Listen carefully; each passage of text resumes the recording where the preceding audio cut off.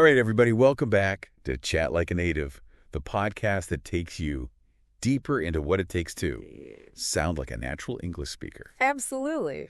And today we're going to do a deep dive into casual greetings. Oh, yeah.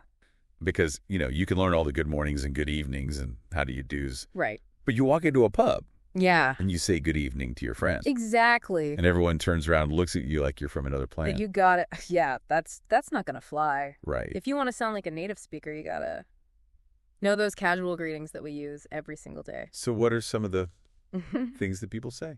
Oh, there's so many. I mean, I know.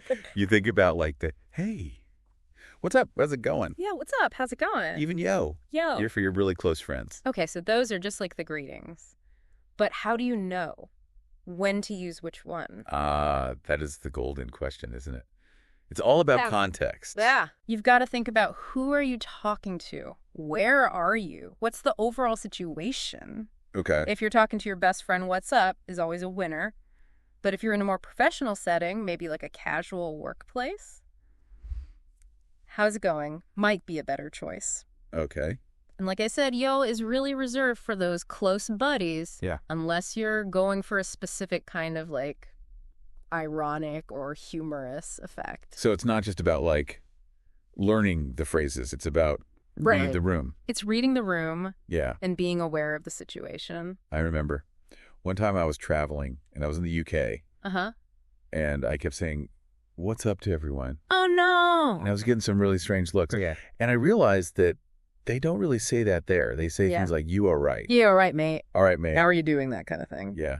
And it just goes to show it can be really different, even within like English-speaking countries. Exactly. Different regions, different cultures. They all have their own little nuances. So then what about, like, what are some of the mistakes that you see that people make? Oh, there's a few classics that I see all the time. Okay. One of the biggest ones is overusing those formal greetings in casual settings. You walk into a party and say good evening to everyone.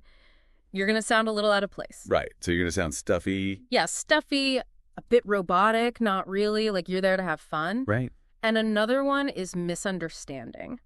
Like the meaning behind a casual phrase, like we talked about before, what's up? Yeah. It's not always a literal question. It's more of just a friendly, hey, how are you doing? Right. So if someone says, what's up to you, you don't need to launch into like a whole life story. You can just say, not much. How about you? Yeah. Or, hey, what's going on? So, okay, so we've covered like what to say and what not to say. Yeah.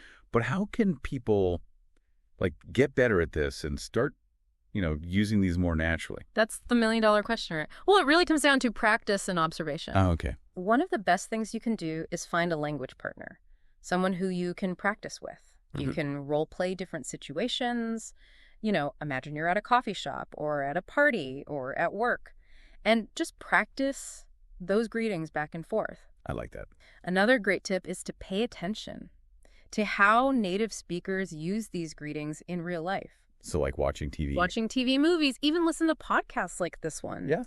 Pay attention to how we're using these greetings naturally in conversation. And you're not going to like learn it overnight. No. It's just about kind of like It's a process. It's a journey. absorbing it Yeah, and experimenting with it. absolutely. And don't be afraid to make mistakes. That's part of the learning process. Yeah.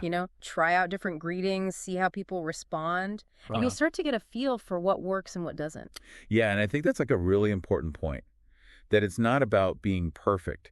It's about like, being comfortable enough to try Exactly. and to just keep practicing until it becomes natural. I couldn't have said it better myself. It's about connection. It's about making those connections with people feeling comfortable in your own skin and not being afraid to put yourself out there, so I think. One final takeaway for everyone listening today is that fluency isn't about perfection. It's about connection. It really is. It's about connecting with people on a human level and using language as a tool to build those bridges. So go out there, try some new greetings, and let us know how it goes. We want to hear from you in the comments. Let us know what your favorite casual greetings are, what are some of the challenges you've faced, and how have you overcome them. Until next time, keep chatting like a native. We'll see you then.